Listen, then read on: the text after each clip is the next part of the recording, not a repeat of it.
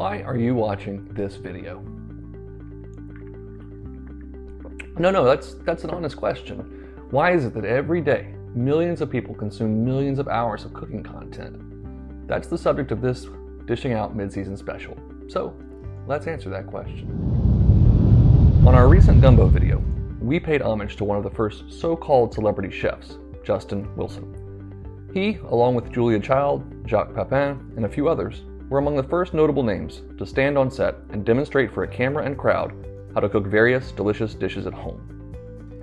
Their success helped pave the way for the host of household names we now associate with celebrity cookery: Marco, Gordon, Emerald, Guy, Rachel, Ina, and in more recent years, and on this platform, Chef John, Sam, and Babbage, Andrew. Perhaps you know all these icons, or perhaps only one, or none. Regardless, the existence of not one, but two 24/7 cooking networks in America, along with the sheer dearth of digital content being churned out on YouTube and other online blogs, is proof that we are devouring cooking content. A 2014 study found that nearly half of adults watch food videos on YouTube. While this data is ancient by 2020 standards, I'm inclined to think that number has either remained the same or risen. This year alone, Food Network's viewership is up 25% over last year.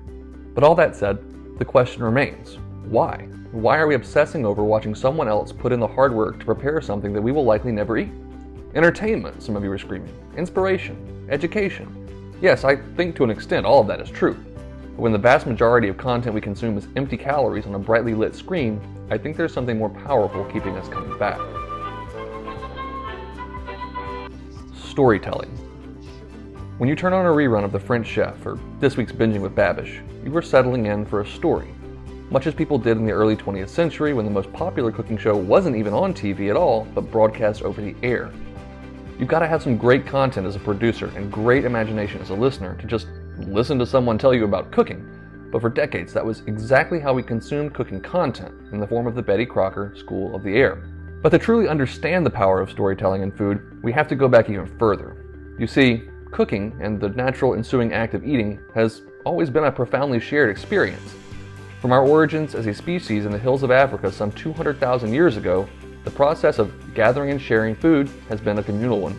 And while it took us 150,000 years to even develop a language to share these stories and experiences, and another 52,000 to create a way to share them instantly to every corner of the planet, the fact remains that our appetite persists.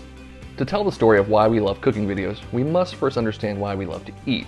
Sure, it's a necessity, but so is going to the bathroom, bathing, brushing our teeth, and yet no one is rushing to their phone to watch videos of people doing any of that. Well, let's just forget that analogy. We enjoy juicy steak, crisp, perfectly sweet and ripe fruit, salty potato chips, and decadent German chocolate cake. Thanks to evolutionary biology, we don't have to wonder why all of this is more appealing than a blade of grass or an ant. They all contain fats, sugars, salts, and other vitamins, proteins, and nutrients which our body needs, and yet up until very recent time, evolutionarily speaking, were difficult to procure. The next time you pop that top and cannot stop, or feel your distended stomach practically begging you to finish that last bite of ribeye, don't blame genetics, or your parents, or your obviously pathetic lack of willpower. Blame evolutionary biology. Sorry, I think I struck a personal chord there. Anyways, imagine a small group of human families living in the African Rift Valley some 50,000 years ago. On a very fortuitous hunting trip, a couple of them actually managed to kill a large and healthy piece of game. Given their limited resources and crude tools, this is a rare event. The animal is butchered or prepared. Perhaps locally available plants and vegetables are used to flavor the meat in unusual or new ways. Emotionally and intellectually, these people are just like you and me. So imagine how this meal might be remembered. A great feast. How your father or brother or friend prepared the most delicious meat, better than ever before. Perhaps based on techniques he learned about from neighboring tribes. Perhaps just dabbling with ingredients and blindly developing a new technique or flavor profile. Sure, there's no camera, no lights, no author to transcribe the events and record them for posterity. But is what I've just described all that different than what you're watching when you settle in for an episode of Triple D with a cocktail or water in hand? I don't think that it is. And I don't think the gap between the stories told via food 50,000 years ago are all that different from the ones being told 50 years ago, let alone from the ones being told today. There are, however, a few notable differences in the purpose of these stories. The point of a 1-minute double stuffed onion ring tasty video is quite clearly not the same as a 20-minute plodding exposition on boeuf bourguignon by the incomparable Julia Child. Imagine you're a 40-year-old mother and homemaker in 1963. You quite literally grew up through the Depression and saw the onset of your adulthood marked by wars, rations, a national sentiment rooted in unity, sacrifice, and unconcern with indulgences and excess. And now, in your few spare hours, you turn on the television and see a woman who looks much like you preparing dinner, only she's crafting dishes you thought only existed in the fancy French bistro you and your husband could never afford. She's homely, has quite the affinity for butter, and most importantly, cooks some pretty damn good looking food. Even in black and white standard definition, Julia Child's French omelet is unassailable. As you watch, you learn about French cooking, the techniques and ingredients, how to bring them together in a kitchen as humble as your own. Every story has a moral, and the one here is that what was once unthinkable or impossible culinarily speaking is now literally at your fingertips. You don't have to settle for another Campbell's tuna noodle casserole using the sodium-laced recipe on the can label. You can make salmon and papillote. You just watch someone just like yourself do it. All respect to Julia Child, but there were many other chefs that pioneered this period of cooking content. James Beard, Graham Kerr, and Justin Wilson, just to name a few.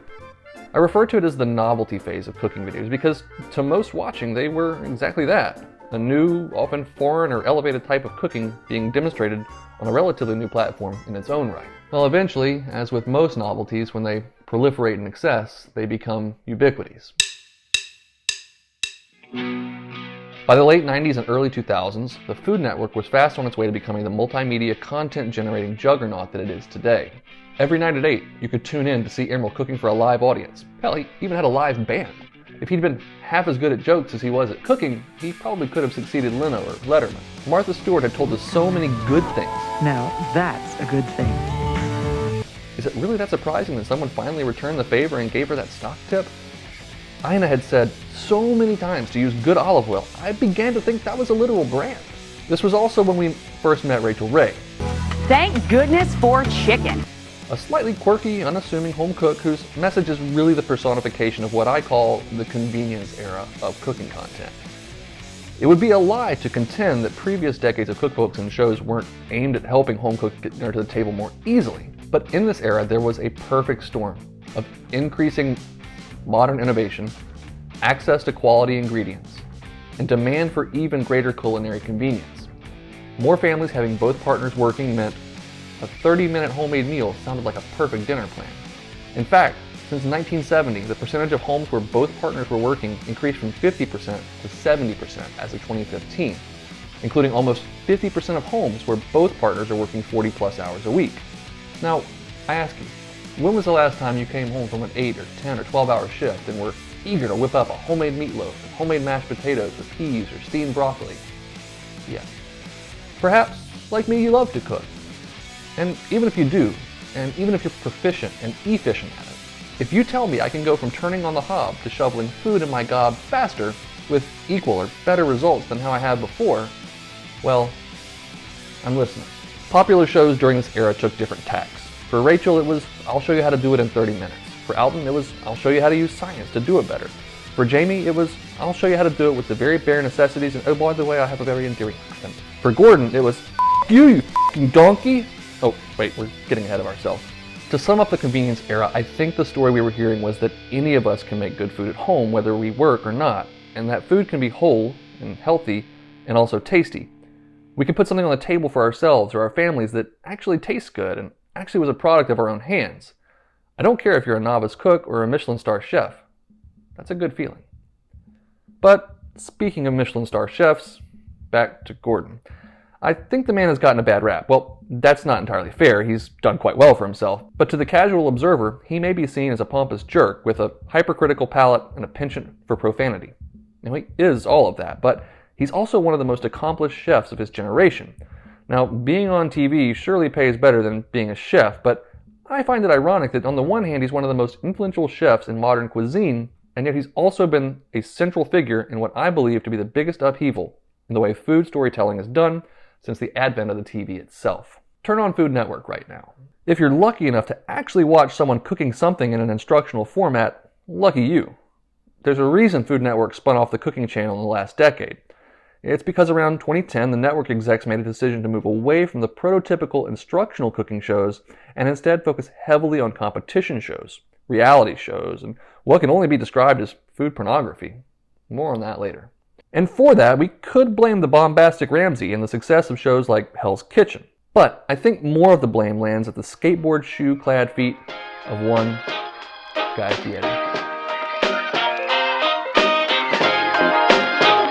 When you've had decades of videos introducing restaurant or otherwise foreign cooking techniques to home cooks, decades of chefs and home cooks showing you how to make ever easier, more convenient, more delectable food at home, the natural evolution here is obvious. We're going to want to see the ultimate versions of all of these foods, which Guy pioneered with diners, drive-ins, and dives. And we're going to want to watch the most, or for some reason also sometimes the least talented chefs, cook this stuff in front of us and compete to see who can make the best whatever, often hurdling various obstacles along the way. The ultimate iteration of all this content being the literal food porn on things like tasty videos, over-the-top 10-patty, 12-slice of cheeseburger Instagram posts, Joshua Weissman's B-roll. In a sense, it's food as art. You know you will never eat the food. You have no intention of trying to make it, much less make it look as amazing as it does on your TV or phone screen. It's pure entertainment and vicarious enjoyment. There's a reason literally every cook on TV has uttered the tired cliche, "I wish they had invented smell-o-vision." Well, it's because we know at least at the literal time of your viewing the video, you can only have a muted version of the cooking experience. And we want you to have as much enjoyment as you can without physically putting the final product in your mouth. I think it's that sentiment the food porn world is trying to convey, and based on the videos, they're doing a pretty good job. The story of the food porn era is twofold. If you want to know how to make the best breakfast burrito of all time, Sam the Cooking Guy can show you how to do that. If, however, you only want to watch others use the finest, rarest ingredients, compete in the most well-stocked, lavish kitchens and pantries, and produce the highest quality food on the planet, while you forget about the stress of your day, well, you've definitely got plenty of content to choose from. So, where does that leave us in 2020? Where will the story of cooking go, and who will be there to tell it? Will we be relegated to a chopped All-Stars versus Iron Chef holiday rerun by 2025? Will someone figure out how to convey how to cook a 4-course meal in 15 seconds on Facebook? Will Alton Brown please just produce more good eats?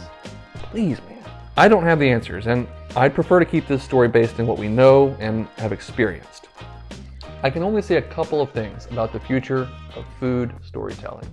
There's a large banquet table full of content to devour, with millions of hungry mouths there to eat it, and plenty of chefs ready to refill your plates and glasses. We here at Dishing Out hope to be at that table, and we hope that you'll join us.